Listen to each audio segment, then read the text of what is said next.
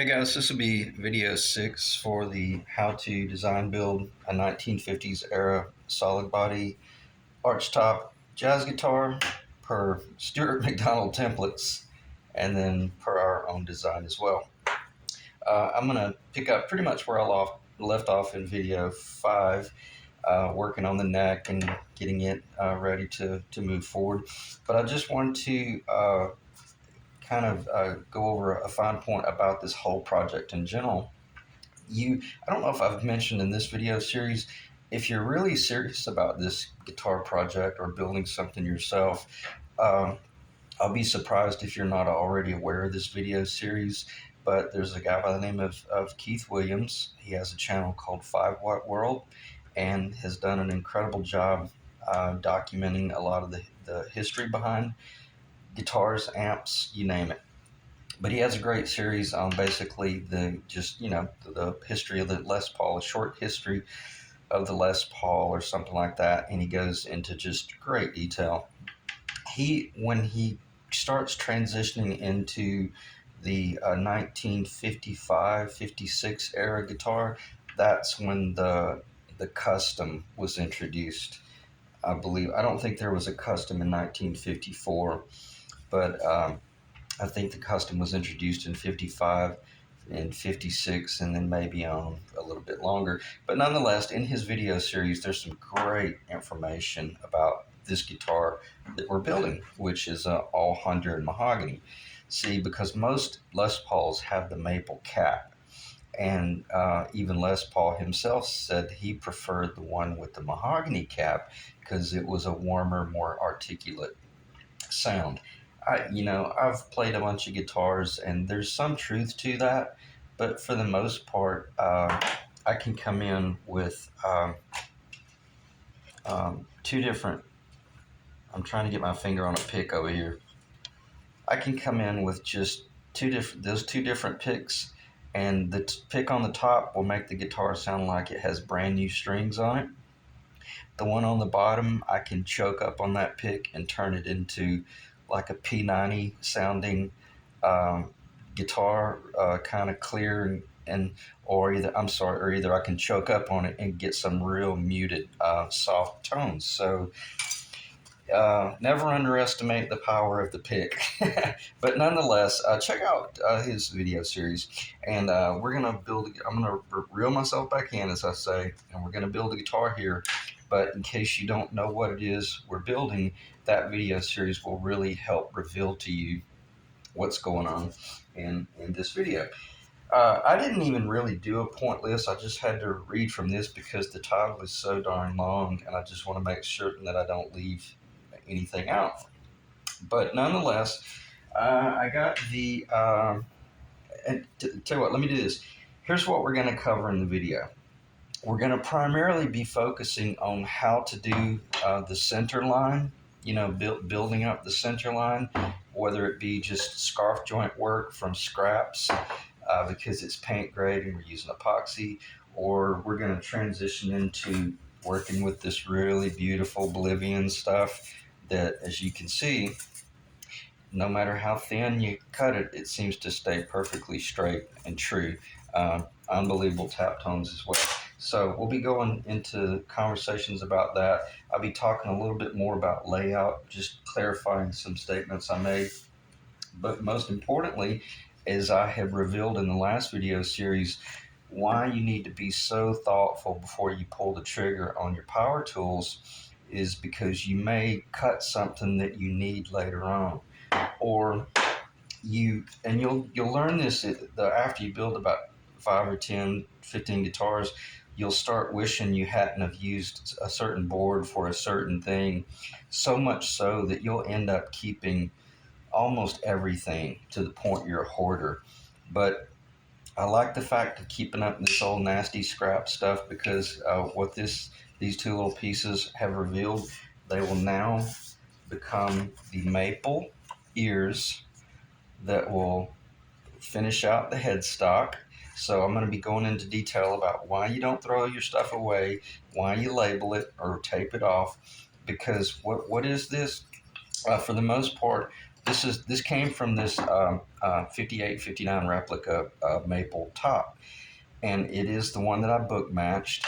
But it's just from one of the corners. It's from either that lower corner right there, or possibly it could be from right there, or possibly even farther up in that position right there. But nonetheless, it is book matched. So if that makes sense, or if it doesn't make sense, just pay attention, and we'll cover it in a little while. And then again, like I said, the primary part of the reasoning for this video is going to be going into a little bit more detail about this center line, primarily because I want to get it behind me so I can stop talking about it, because I've noticed I keep introducing it a little bit, and I have this haphazard way of showing how it works, but that's a waste of your time if I can't make certain that I clarify what it is we're doing. So, and we'll go over this whole epoxy glue up in a little while. But what I want to do so I can get this off the table, I had made a statement. You can use your protractor to lay out your headstock. Let me see if that's in the video. Yeah, I used this bright green, so it should show up extremely well. If that were your starting point and you were wanting to find that pitch line, and let's say you went on some sort of online calculator and it said for every 12-inch run, it was I don't know, I'll grab a number. It looks like it would probably be about 4 inches or maybe 4.25 inches. So if you run out 12, hypothetically, you might rise 12 inches. And then if you had a piece of paper that was 12 inches, I should have used the 11.5 because a piece of paper is 11.5. But nonetheless, you take a piece of paper and you came over here and you went up to 4 and you made a little mark. And then you went down here at 0, and here was your run. Let's say your run was 11 or 12 or whatever those magic numbers are. I'm just saying you could then take a straight edge and lay down on this piece of paper, take your razor knife and cut that nice and clean, and then lay it up on your piece of paper. And you got to get used to using some sort of nice straight edge.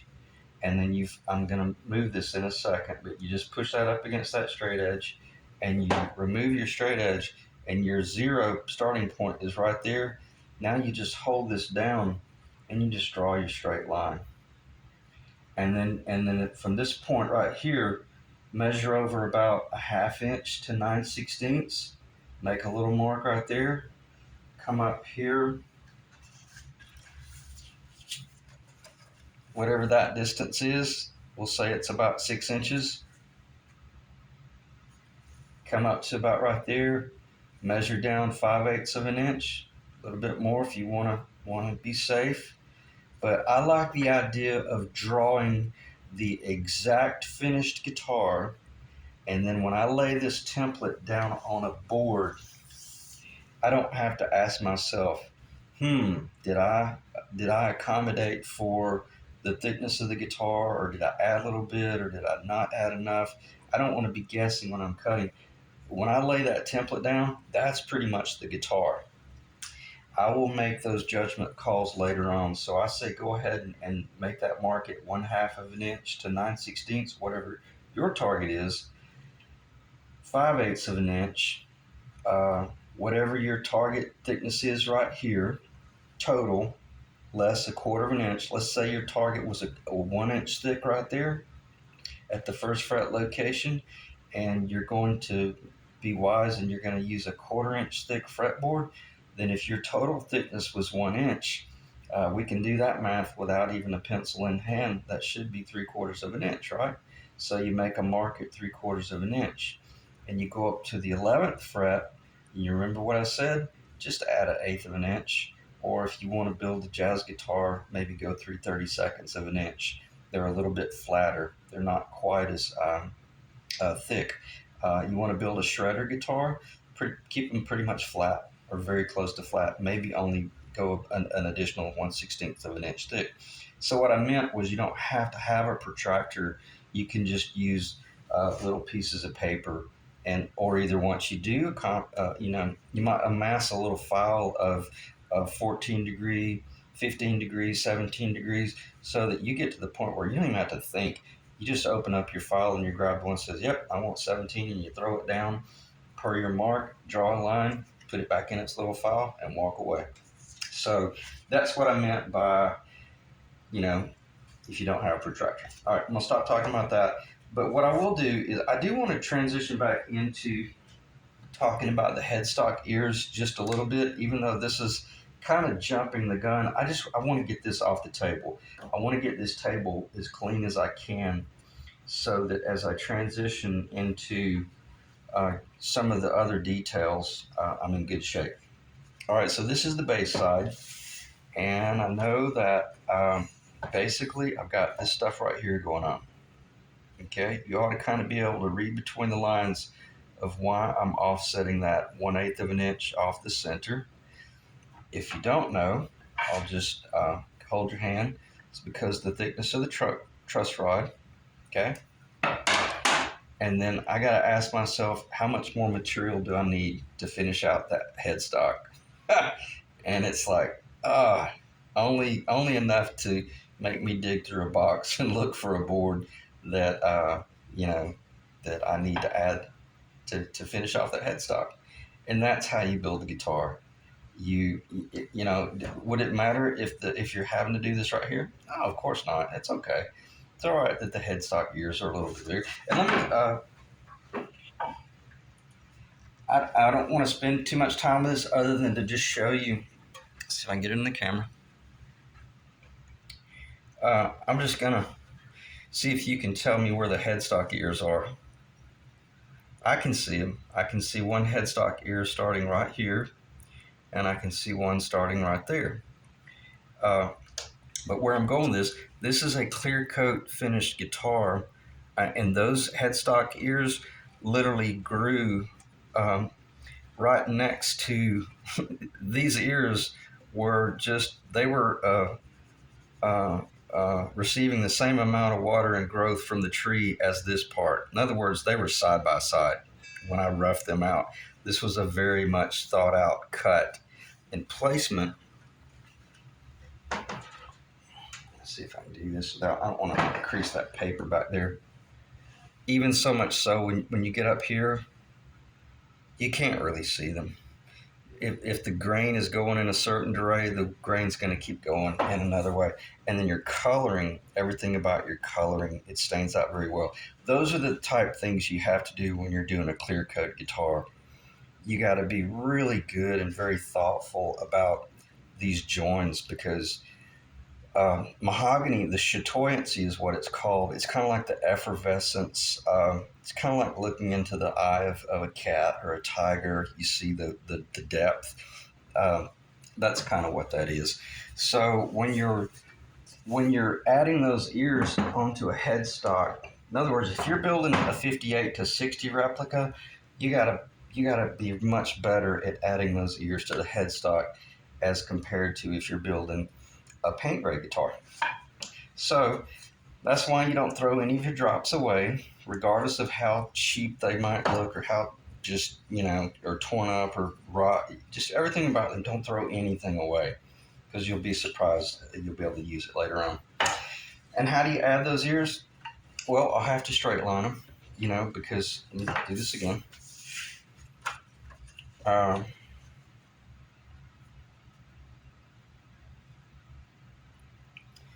Close enough for rockabilly.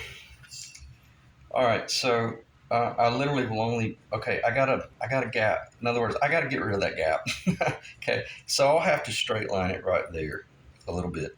And then what I will do, I will literally turn this neck around. Even though this is a paint grade, I'm going to turn this headstock leaf around, and I'm going to look at that grain, and I'm going to ask myself, because see, this came from a different board altogether, from a different part of the country. It's just a different board.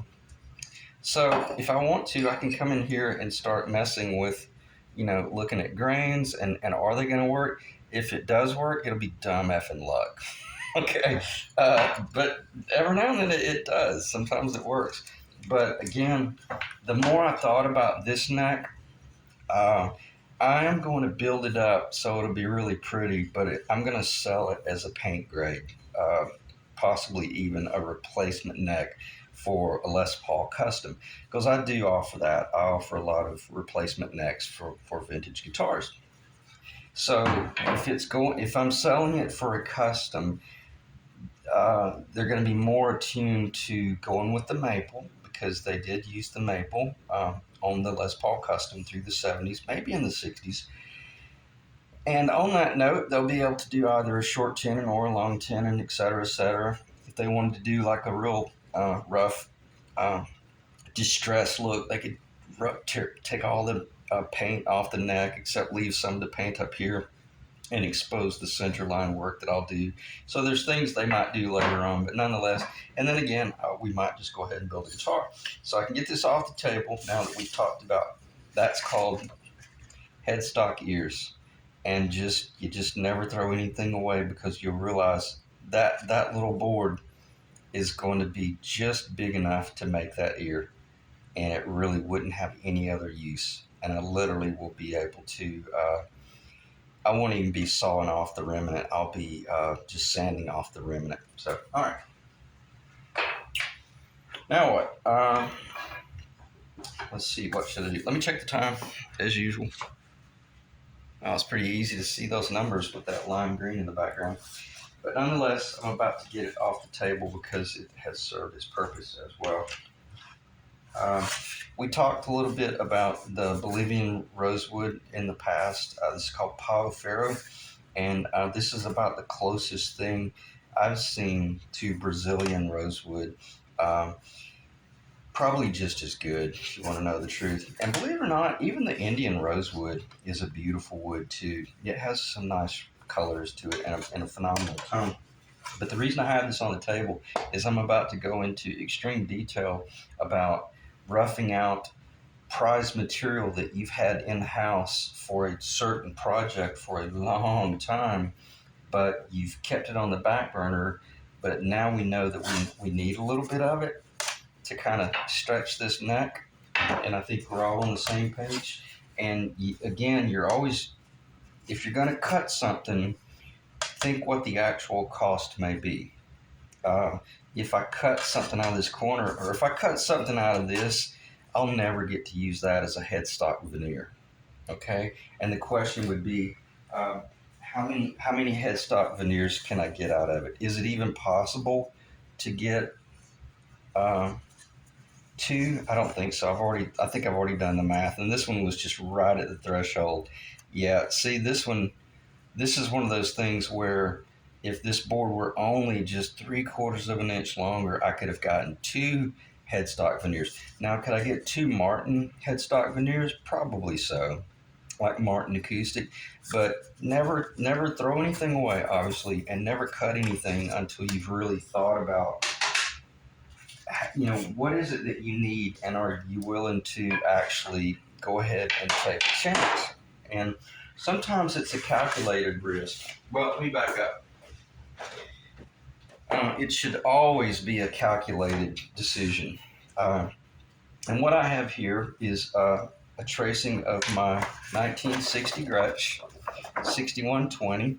Now, mine is a conversion, as we'll cover that sometime in the future, but nonetheless, I owned a 1957 6120 Gretsch, and they are identical. This one's roughly 15 3/4 inch in its width. And for a little bit of trivia, my 57 Gretsch 6120, I sold it to the man by the name of Sonny West, and he's one of the, I think, one of three songwriters that wrote the song back in the 50s called Ravon, or Oh Boy. Really cool to know that my guitar went to somebody who started this whole thing. So my 57 went to that guy. This is a 6120 Gretsch, basically. And the nice thing about this guitar, it's so much more than just that. This is, I can turn this into a classical. I can turn this into a concert size acoustic. I can turn it into a jazz, smaller body jazz guitar, since it's not the full 16-inch width. But nonetheless, what are we looking at? We're looking at positive and negative space templates. This is my positive space template. which is I don't need that in this purpose. I need my negative space template for this assessment right here because I'm getting ready to cut some of this rosewood out in order to make the center line for this neck. Okay, and then I'm even going to work around imperfections in the wood, but I don't even know how many years I've owned this. It may be getting close to 10 years. Um, and it's not the greatest wood in the world, but when this wood is wet, it is unbelievable how beautiful it is. It looks like a true old growth Brazilian rosewood, which would have been used on the on the flat tops. See, this would be for a flat top guitar or either classical. So, and if you're really savvy about your woodworking, you would also know that if we're going to do a center line in a neck, which way do we want the grain to go? We want that grain to go vertical. In other words, we want it to be quarter sawn. So, would we use some of the Bolivian rosewood side sets? No, because they're quarter sawn. They're quarter sawn on this direction right here. So if I cut that, in other words, if I rough that out of that piece right there, my center line would be running these little it'd be running perpendicular, and quite frankly, it could create a weak spot or a spot where it could risk splitting. So on that note, you get to keep your side sets for sides, and that would be steamed. And because where I'm going with this, they start out really really thick, and you have to sand them down with a thickness sander in order to achieve that target. Okay, so I'm sitting here looking at a prize set of material, or a prize back set that I've had forever, and I finally made the decision. It's time to make a decision of what guitar that will eventually become, so that I can finally get off my you know what and rough out what I don't need for this guitar. If I don't need any of the parts for this guitar, if you're on the same path with me, you realize, well, then that means we got a ton of material. We got a whole bunch of stuff left over. That how many necks can we build? We can build 2 center lines, because in other words, it's a mirror reflection. What is roughed out. So that ought to be pretty self-explanatory, and it ought to, if anything, excite you to realize that now I understand the importance of making positive and negative space templates, because sometimes I'm interested in making certain that I preserve a certain thing, and what is the drop? Can the drop still be manipulated sufficiently to achieve this goal over here, and not just once but twice? And the answer with this one is I'm within 1/8 of an inch.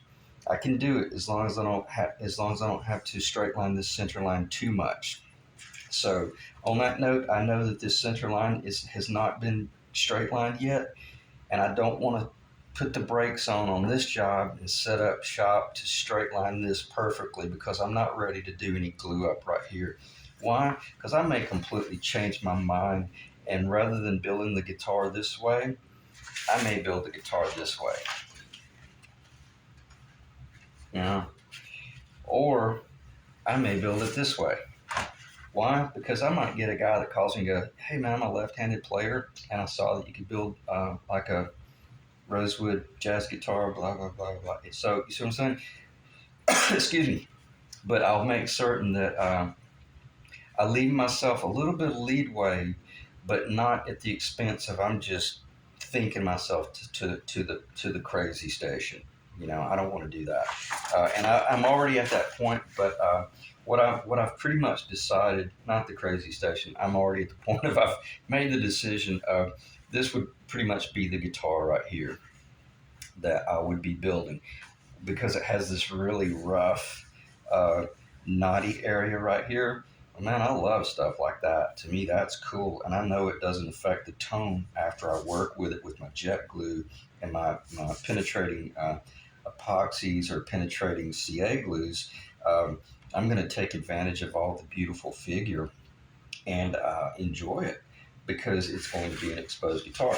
In other words, if I built the guitar this way, and you can see why I'm talking about this guitar body is because it has everything to do with whether the neck gets roughed. Let me use this piece right here. Whether the neck gets roughed out like this right here, or whether the neck center line gets roughed out like that right there. Okay, that's where I'm going with that, and that's why I'm considering uh, not only things like that, but I'm having to consider things like this as well. You know, a little crickets got in there and made lunch of it a couple of decades ago. And so I'm looking at that thing. Everybody else would cut that out and throw it in the burn pile almost. Uh, but my question is, can I work around that?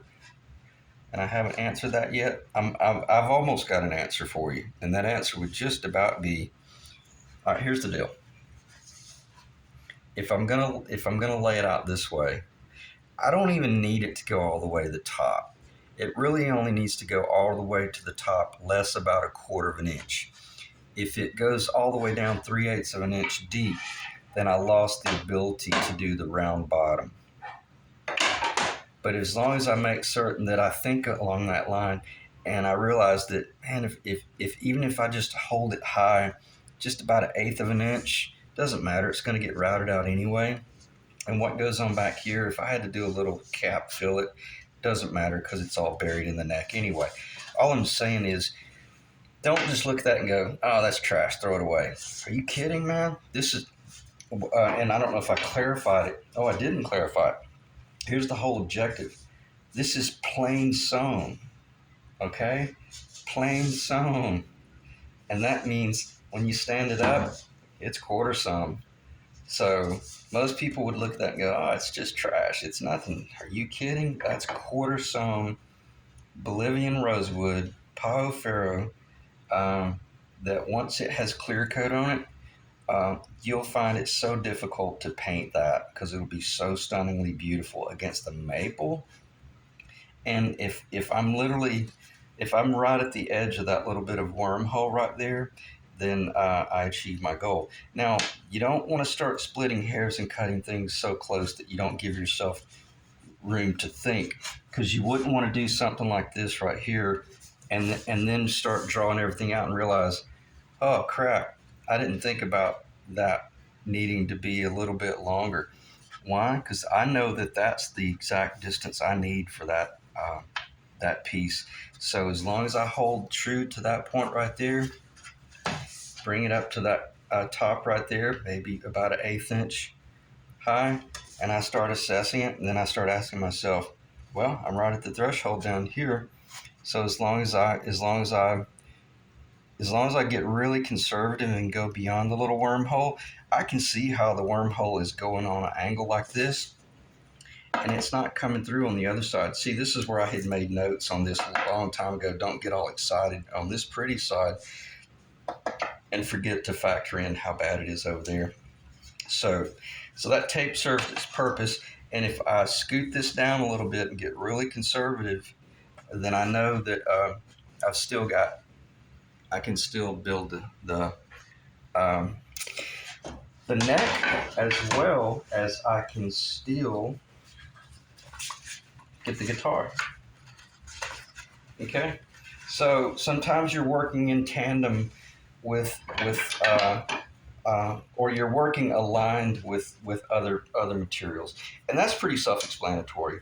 I think I covered that in detail enough that anybody could understand my reasoning behind why I didn't just start roughing this out 10 years ago.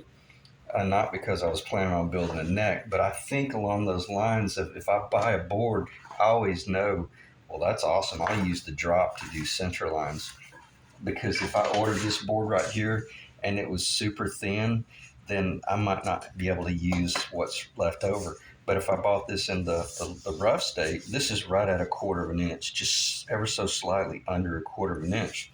But when I stack this up and I look at the total thicknesses right there, I'm right at 60 millimeter, and I really only need 55 millimeter. So I'm in good shape. All right, I'm going to pause the video, get the table cleaned off a little bit, get organized, and then we'll talk about something. Okay, in this section of the video, I'll spend most of my time just talking about this little fillet and the heel work that I pulled off and how I did it, or things you should consider when you are doing it. And I'll just kind of show you briefly. Oh no, I'm using it as a little tabletop over here. I have a real nice piece of acrylic that is really thick, that is extremely flat, that sometimes I'll just use as like a little small table. It's about, I'm looking at it, it's probably about 24 inches long and it's about 12 inches wide. But basically all I did was put some parchment paper down and just laid these down, and I clamped these down to make certain that they were nice and flat. And I even did it such that the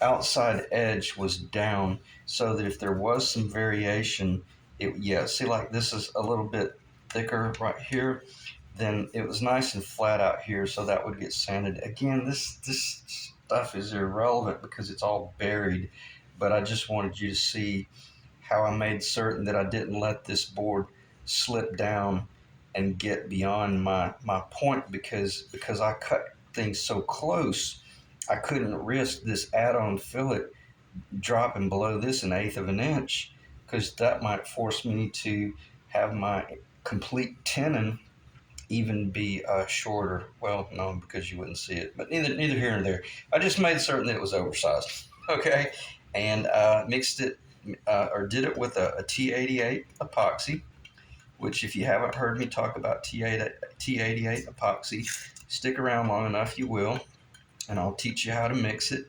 But I love the T88. And it's what they primarily use in the aircraft industry. I'm going to have to, the Home Built Aircraft Association. I'm going to have to do the true research on this, but I buy that epoxy from, hold on, let me pause because I want to make sure I get this information right.